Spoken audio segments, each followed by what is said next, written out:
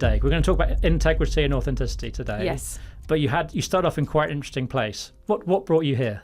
So I sort of worked in various sales and leadership roles when I got back in my 20s. And then I had the idea to start Events Under Canvas, which is my main business, which I'm still owner and founder of. Part of the reason I think we did that is, as far as I'm aware, I'm the only female-led marquee hire business in the UK. So where do you think this idea of integrity and authenticity really pays dividends for you? If you treat someone really, really well, you're really respectful with their family, with their grounds at that real special time, they've got 150 guests that have just gone to their wedding, and if they're going to speak well about us. So the intention was never about marketing and growth. It was always about integrity. So let's say in that COVID time or where do you feel this integrity might have got you had forced you into difficult decisions?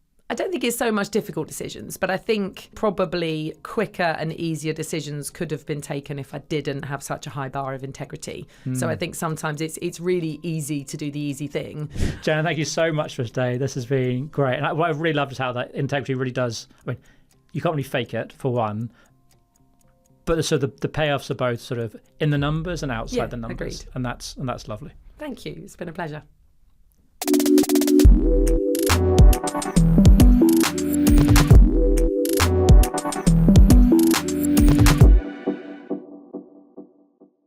Hi, I'm James Johnson, founder and CEO coach, and this is the Peer Effect podcast, where your peers will tell you how they 10x their business.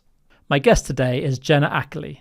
She's the founder of Events Under Canvas, which is a marquee events business. They do A-list weddings and festivals all over the UK. Last year doing 400. So chances are, if you went to a wedding, it could well have been them. So Jenna, welcome to the show. Thank you for having me. Very happy to be here. First time in a studio?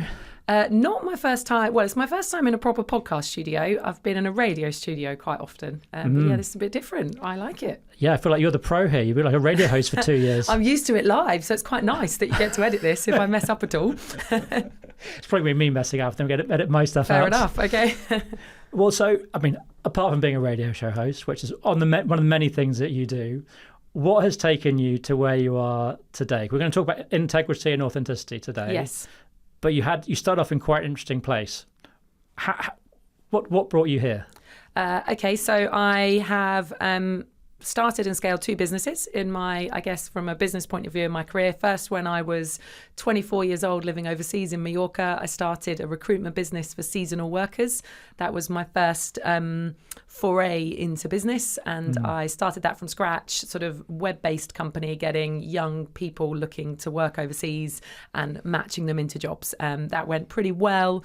Managed to raise some funding from the UK through contacts of my big brothers, and then sort of ran that for 2.5 years, ultimately sold it, paid back the investment with a bit, got a bit of a nest egg for myself, but not a load. But that was my first experience into creating and starting something from scratch. And I think I realised then that I wanted to run a business, but I didn't have a vocation. When I moved home after selling that business, I worked in recruitment for a little while, and I'm terrible at recruitment because I want to find everybody a job. Yeah. So you obviously need a little bit of discernment with recruitment, don't you? And even now, as an employer and business owner, I'm terrible at recruitment, and I need other people to help me with that part. But for good reasons. That's because I genuinely like people when I meet them. And so I sort of worked in various sales and leadership roles when I got back in my 20s from living and working overseas. And then I had the idea to start Events Under Canvas, which is my main business, which I'm still owner and founder of and still involved with. And that was 13 years ago now. I went to my cousin's wedding in teepees, the big super teepees that you could fit 100 people in. Thought they were amazing. My cousin had spent a lot of money bringing them in from outside of the area in East Anglia where I live. I live in Suffolk. And a quick Google search made me realise nobody in East Anglia was offering these things. So that was the spark I needed to start a business renting out teepees at that point. So teepees for weddings, and sort of off the back of looking into it and researching it and calling the manufacturer of these, I realised I'd need the flooring, the lighting, the tables, the chairs, the dance floors. But I sort of pulled that all together and ultimately created a business plan to rent out these things for weddings and parties. And what ensued in the coming months, weeks, years was pulling together a crew that could build these. I still don't actually know how to put my own tents up. And starting to build sort of marketing engine, a customer service engine to actually be able to run this business. But I think because I'd started a business business in my 20s already. I already had a lot of those basics in terms of how to pull all those things together. I'm pretty good with numbers. I'm pretty good with people. I'm pretty good with marketing. So I guess I sort of had a pretty generic basis to start building that from. I think where the authenticity and integrity part comes in is I always suspected that if you just give people what they want and you do what you say you're going to do, both in terms of your customers and your staff, I always thought this is all it is. That's all you need to do to run a business, or certainly a D2C business like mine. It's quite a simple model of letting people know what you're doing. And then when people contact you because they're interested in what you're doing, then doing it really, really well. And a lot of people don't do that in operational businesses. And, I guess comparative businesses would be holiday companies or holiday let businesses or, anything in that luxury consumer market. There seems to be an awful lot of fluff around it where people don't do what they say they're going to do. That maybe it's all marketing and it looks amazing, but the service is terrible, or the service is really good, but the quality is terrible. And, so for me, it was sort of about trying to have that idea of imagine a wedding cake, that it looks as good as it tastes. And that was sort of my idea from the start. What really helped me with it, and the business over the next 8 years grew 40% each year, every year. And now we do about 400 weddings a year, about 25 weddings per weekend.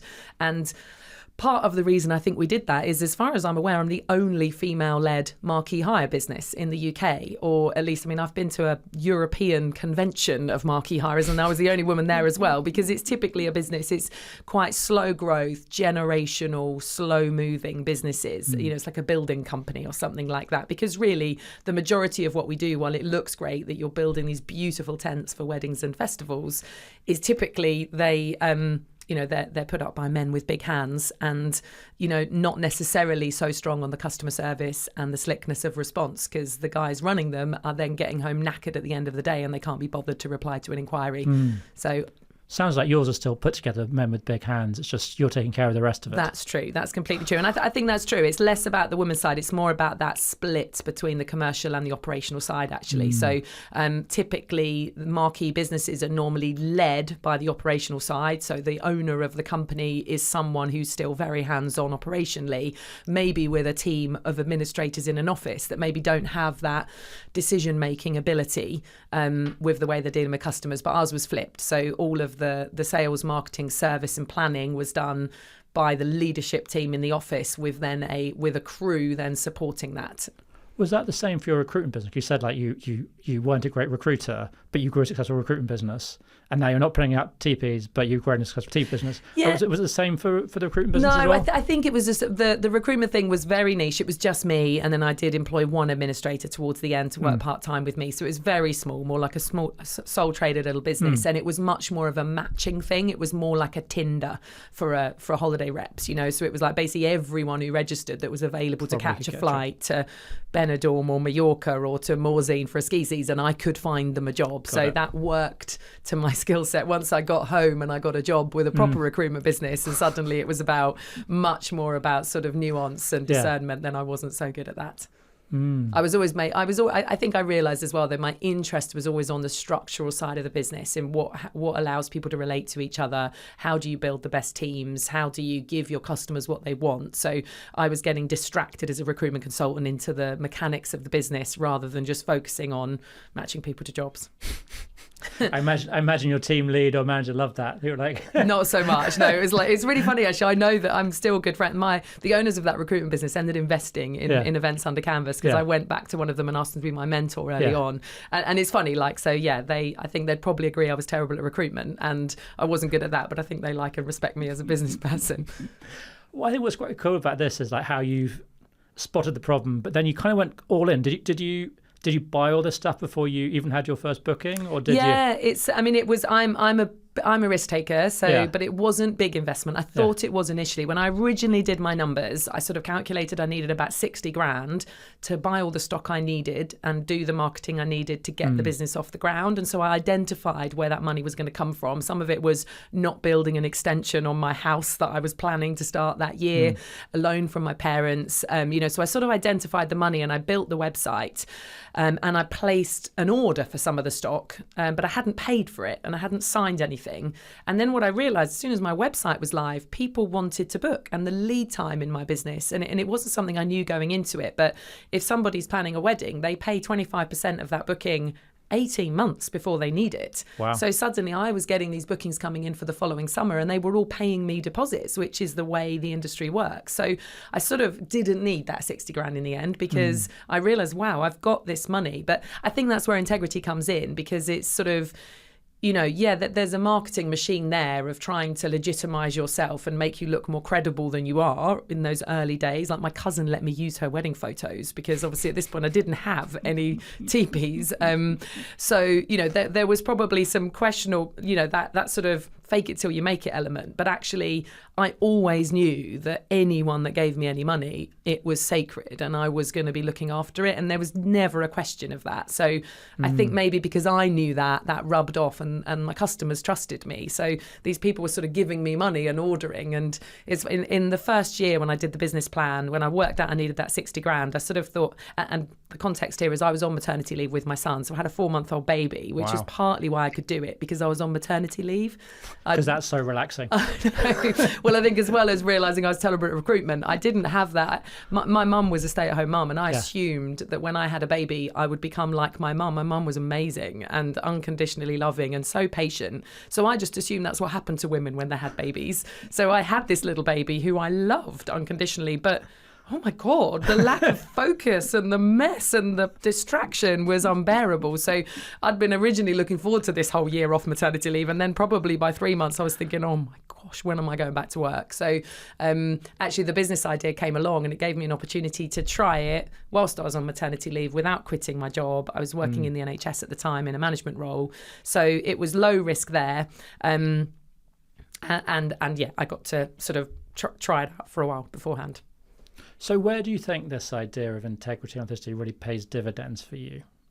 I think it's, I sort of used to say to myself, every decision I made, and it probably crosses into life and business, is I want to be able to sleep at night. I want to be able to tell my mum or my children about the decision I've just taken and be proud of it. And sometimes the decisions I've taken have meant profits are less, or I haven't made as much, or haven't grown as much. But actually, to me, to have that integrity and be proud of the way I've done stuff is more important than the finances and the growth and the money.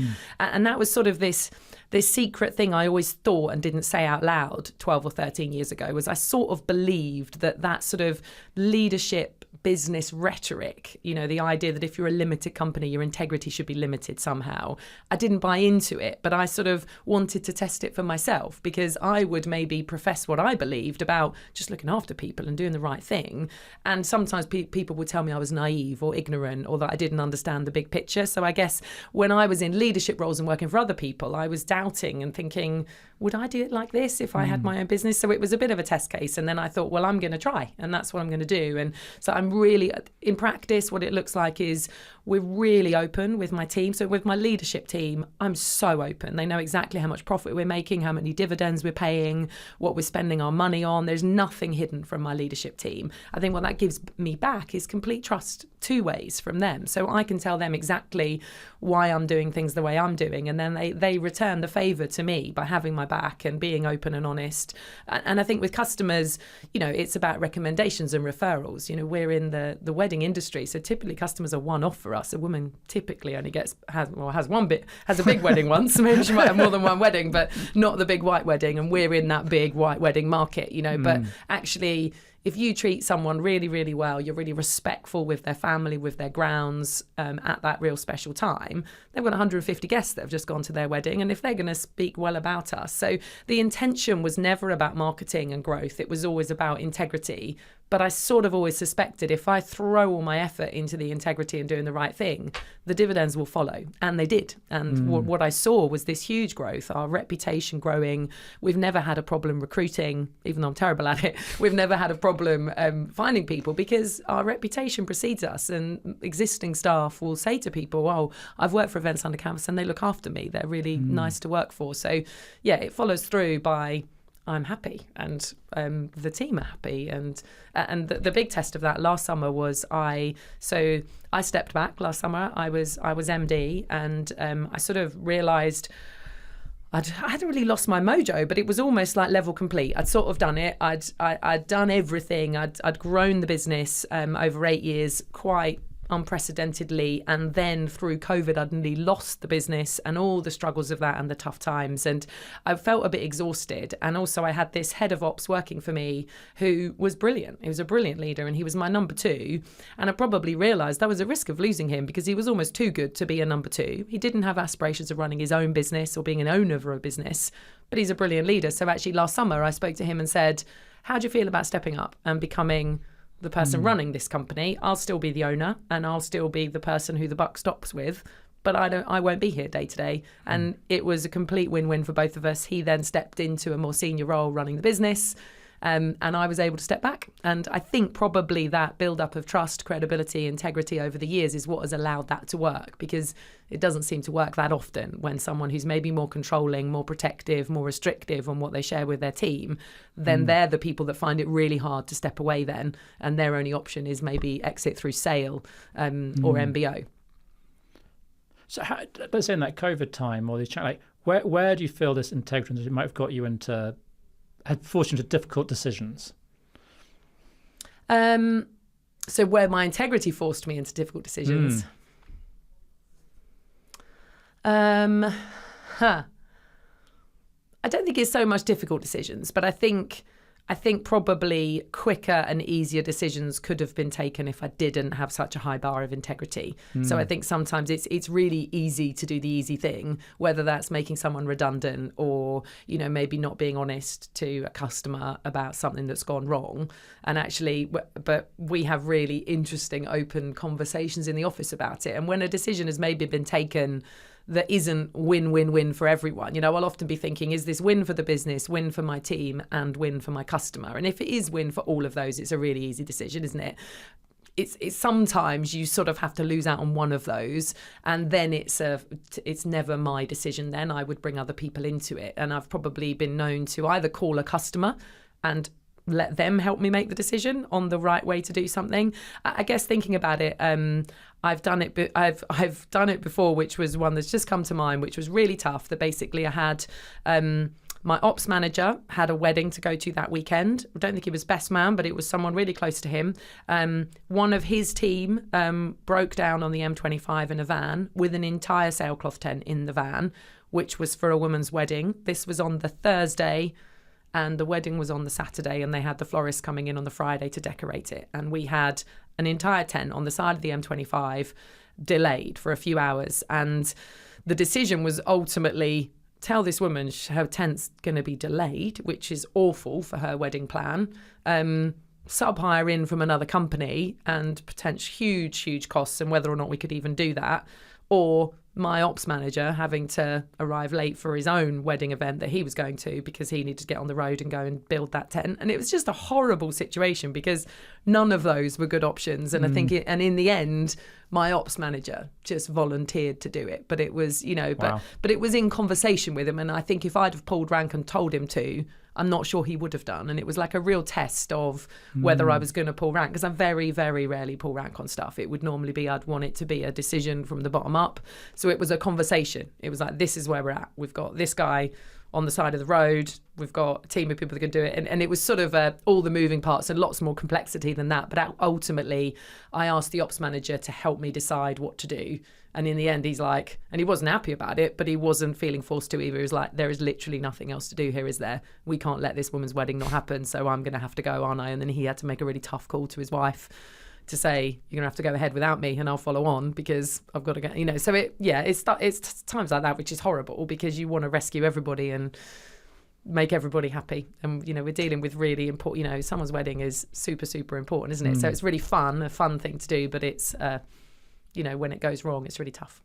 So it sounds like the benefits of this approach are sort of something like your staffing willing to go above and beyond, but it sounds like you've got better staff retention, potentially, like good referrals from customers, so like a high repeat rate, Any other benefits that you see from it? I think it's the benefits that people don't talk about in business, that we're all told it's all about benefits that have to be financial or reviews based. But I think we most of us spend at least 40 hours a week working with our colleagues and doing stuff. And most of us aren't doing that purely for the money. We're doing it because we want to add value. We want to bring good energy. We want to enjoy ourselves.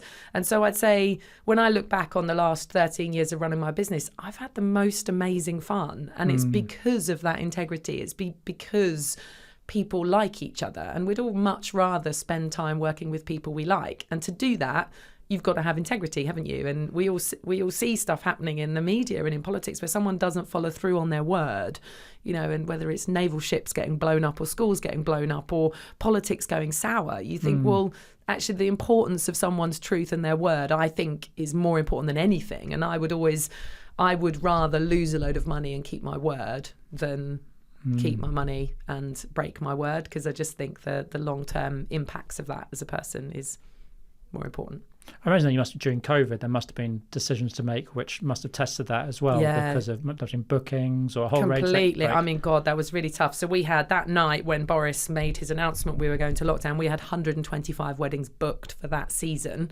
They'd all paid their deposit and we'd spent all their money, because the nature of our business is if you book, if you're booking a marquee with me and you give me £2,000 deposit, I'm spending that on buying new stock, on getting stock repaired, on buying flooring, on employing my winter staff, on paying marketing. And so that money doesn't sit there in an escrow account waiting to be refunded to you. That is spent. So suddenly with that announcement, it's like, oh my gosh. So yeah, that was a huge test of integrity on what do we do here, because the law wasn't clear either on whether people were entitled to their money back. And actually what happened is there was a debate in Parliament where they actually said people are entitled to their money back. So actually the law was saying people were entitled to their money back, but in following the law, our business was bankrupt. So it was, we either need to go into huge debt. No one was lending at that time during COVID. So I tackled it in much the same way I do with everything, just really openly. And we made an effort of calling all of our customers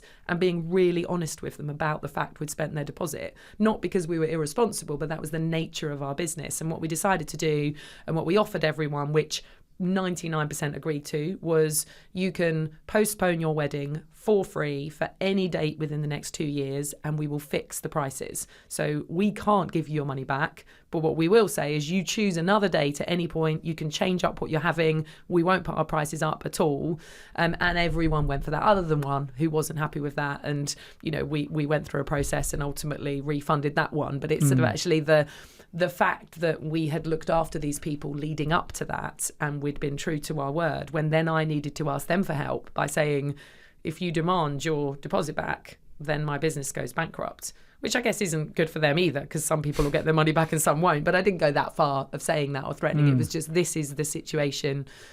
How do you want to play this? And like I say, everybody was amazing and our staff were amazing as well. So how do you practically, the benefits sound great. That's enjoyment, staff retention, sort of better relationships all around.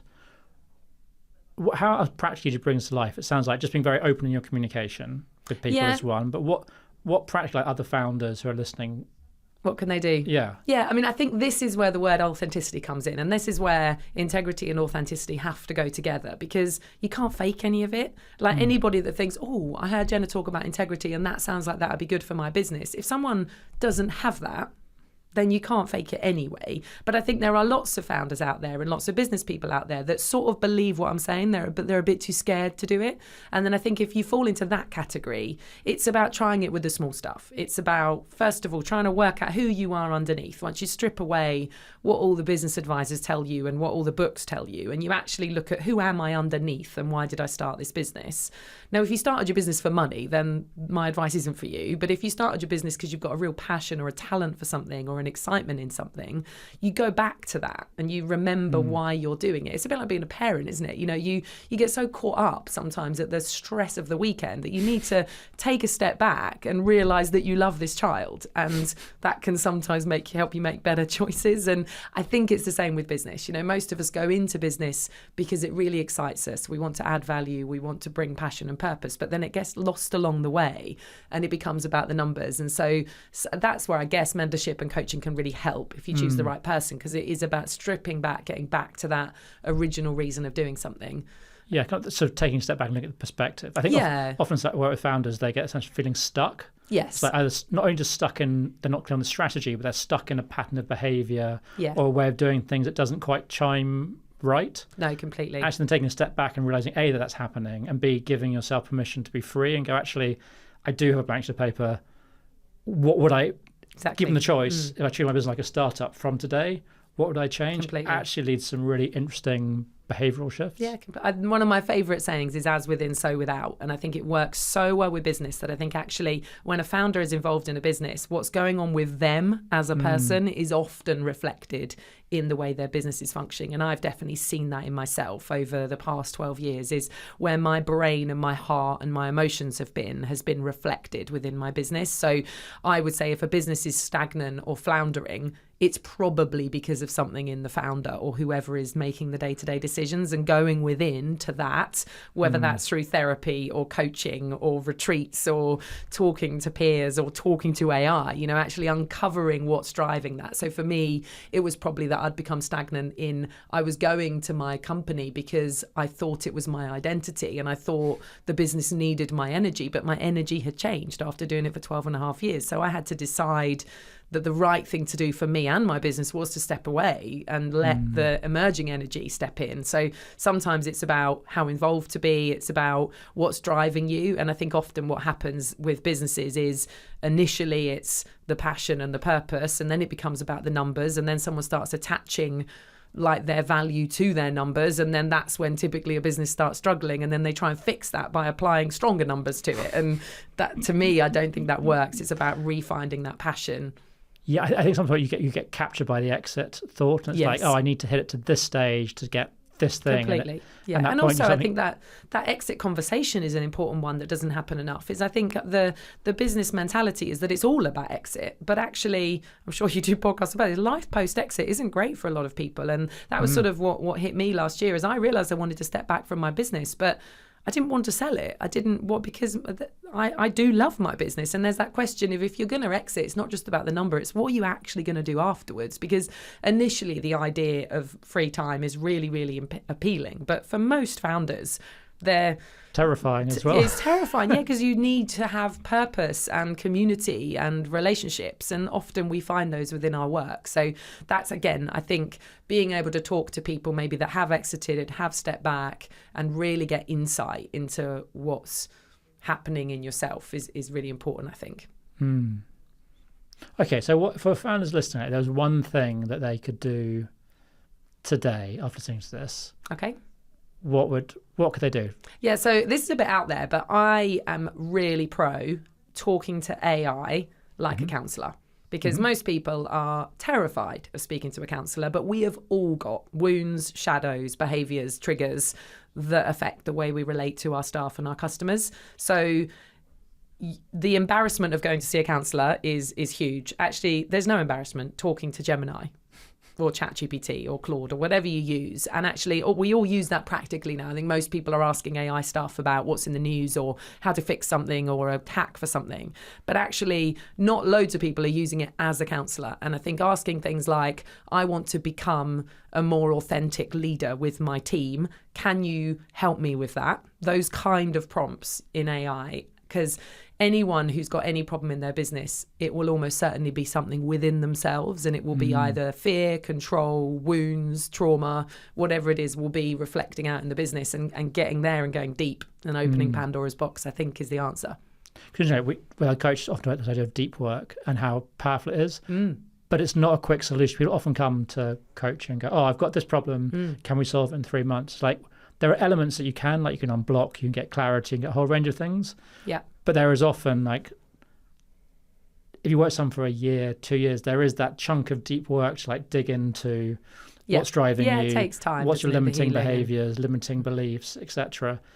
And I think that's when you get the real performance step change, when you're willing to look at sort of...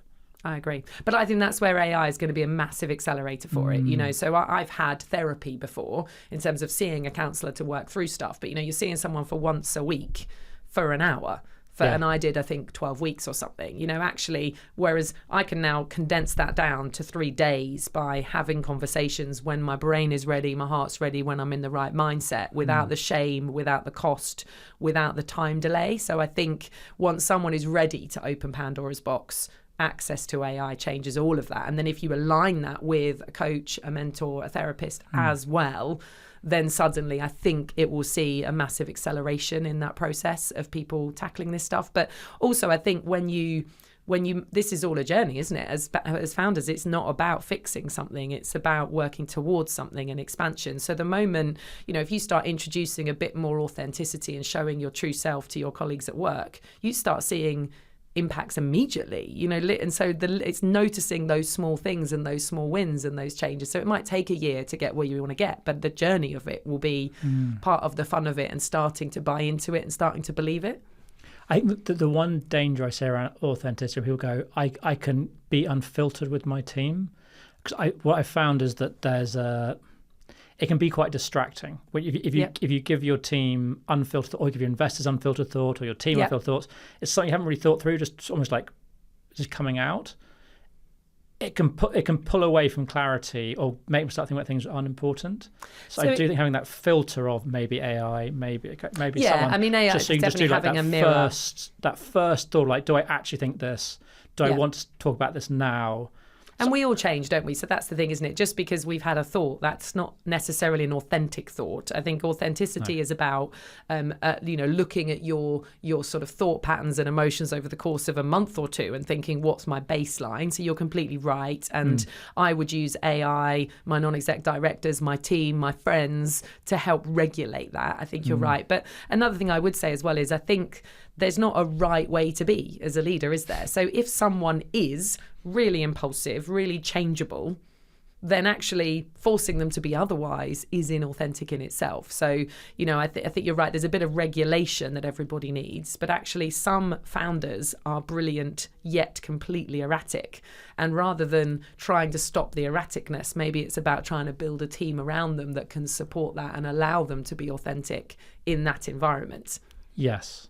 I would say if you've got an erratic putting people around so to protect the team to a degree from that erraticness. Yeah, and also I read something really great the other day about that idea that the way education works at the moment is if you've got a child that's really good at art and drama and terrible at maths and English, you put them into tutoring for the maths and English. But actually the model of the future should be you tutor them for the things they're good at. So you push on the things where people are showing strength. And so you tutor them for the art and the drama. And it's a really interesting flip. And I think it could be applied to teams as well. And that idea of rather than trying to level up the weaknesses, maybe what you try and do is you try and play everybody just to their strengths and you just try and push people. So if you've got an erratic but a brilliant leader, you look at what is the brilliance and then put them in the brilliance, and then the stuff that maybe needs a bit more regulation, you bring in someone else to do. And I think that's where team design can help, can't it? Oh, 100%. I think it's a great call out. I think I think back to I've worked with a coach, or people in my career I've worked with, you do have people that are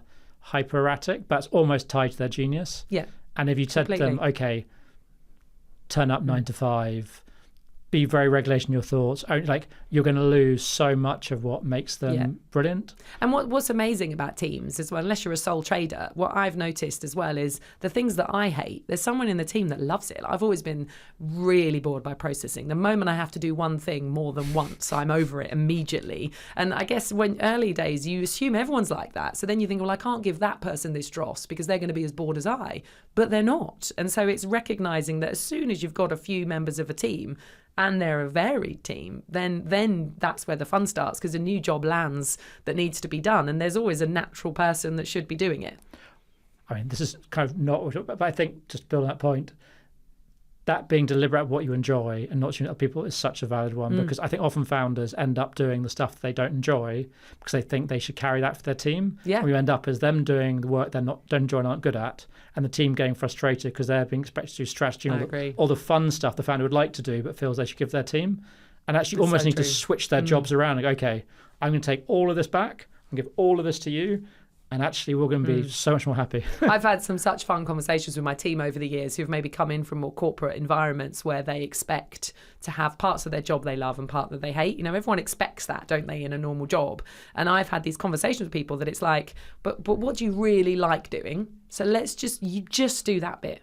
And then this person over here, they'll just do that. And so sort of I would typically recruit for someone's values and integrity and then train them and find out what they're good at and evolve it. And I think that's the kind of world I want to live in, and the world I want my children to work in is a world where people literally don't have to feel any shame for doing exactly what they want to be doing, because I think what we naturally aspire to do is directly related to our purpose anyway. So what excites us is what we should be doing. Whereas we're sort of coming out of an era of this duty and sacrifice and this idea you have to take one for the team and you have to carry this burden. I'm not really sure that works. And it's definitely not a world we'd want for our kids, is it? Of having to toe the line and do 40 hours a week of something they hate. If they can get a job at the moment. Well, that's true. That's true. I'm not sure jobs are going to exist in the way they exist in the future anyway, but that might be a whole other podcast maybe. Well, Jenna, thank you so much for today. This has been great. And what I've really loved is how that integrity really does, I mean, you can't really fake it, for one, but so the payoffs are both sort of in the numbers and outside the numbers. Agreed. And that's lovely. Thank you. It's been a pleasure. Such a good episode today with Jenna. I really loved how the integrity played out in all elements of the business. Before you drop off, hit subscribe so you don't miss any of our weekly episodes. And if any questions, just send them in to hello@peer-effect.com. Thanks for listening and happy scaling.